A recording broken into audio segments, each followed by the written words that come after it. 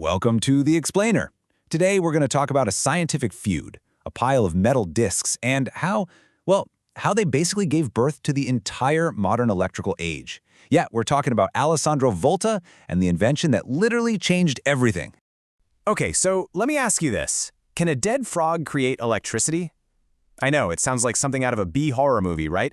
But believe it or not, back in the late 18th century, this question was at the absolute heart of a discovery that would change the world forever. And this wasn't just some weird, bizarre thought experiment people were tossing around. No. This was the central mystery that set two of the most brilliant Italian minds of the time on a total collision course. And that disagreement, it led to one of the most important inventions in all of human history.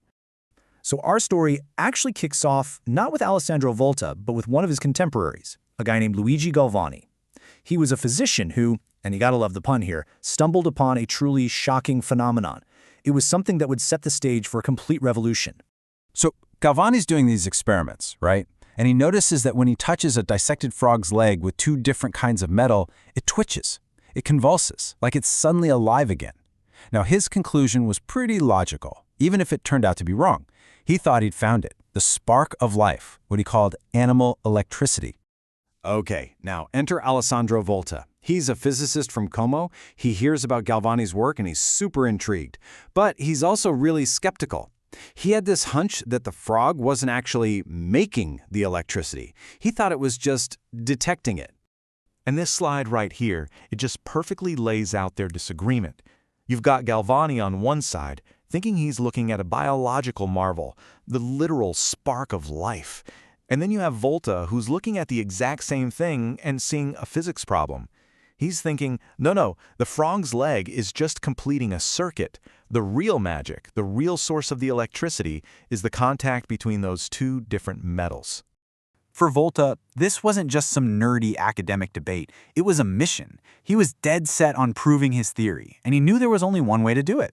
He had to make electricity without any animal parts, period. He had to get that frog out of the picture for good. So how do you do that? How do you prove it? Well, Volta realized he needed to build some kind of device, something that could make a steady, continuous electric current using only inorganic stuff. And his solution? Oh, it was just as simple as it was absolutely brilliant. He made a stack, a simple, repeatable pile. He took a copper disc, then a piece of cardboard soaked in salt water, then a zinc disc, and he just kept repeating it: copper, wet cardboard, zinc. See, he'd figured out that the two different metals, with that wet conductor in between, started a chemical reaction, and that reaction pushed electrons from the zinc over to the copper. Each one of these little copper, cardboard, zinc sandwiches was a single cell. By stacking them up, boom, he created the world's first reliable, continuous source of electricity, and not a single frog was needed. So on March 20th, 1800, Volta tells the world about his invention. And this is huge. He didn't just win the debate with Galvani, he handed scientists a revolutionary new toy. For the very first time, they had a portable, continuous source of electricity. And people immediately started doing amazing things with it, like splitting water into hydrogen and oxygen. And the more cells he stacked, the higher the electrical potential, a property that we, of course, now measure in volts, named in his honor. Pretty cool, huh? So this invention, it wasn't just about winning an argument. It sparked a full-blown technological revolution. And it didn't take long at all for some very important people to notice. I'm talking about the most powerful man in Europe at the time, Napoleon Bonaparte.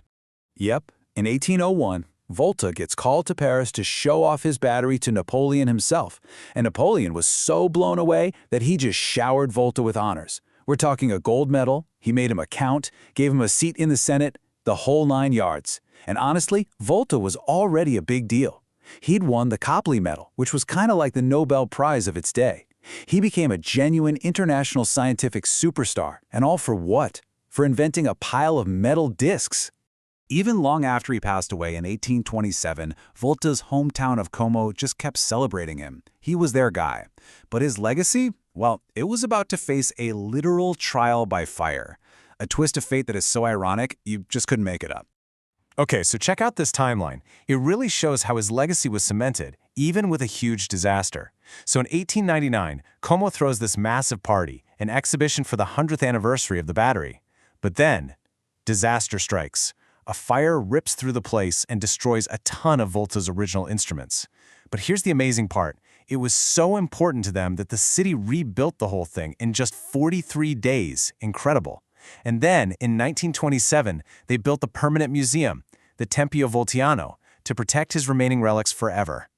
And you want to hear the ultimate irony? The punchline to this whole story, the cause of that devastating fire. It was a short circuit. Just think about that. The exhibition celebrating the invention of controlled electricity was literally burned to the ground by uncontrolled electricity. You can't write this stuff. So, when you think about it, we went from a twitching frog's leg in a lab to a simple pile of metal in Como to, well, to the very device you're using to watch this right now. Volta's spark didn't just win a debate, it truly ignited the modern world. His invention wasn't the final answer. It was a tool, a key that unlocked thousands of brand new questions. Which just leaves us to wonder, what's the next great spark going to be?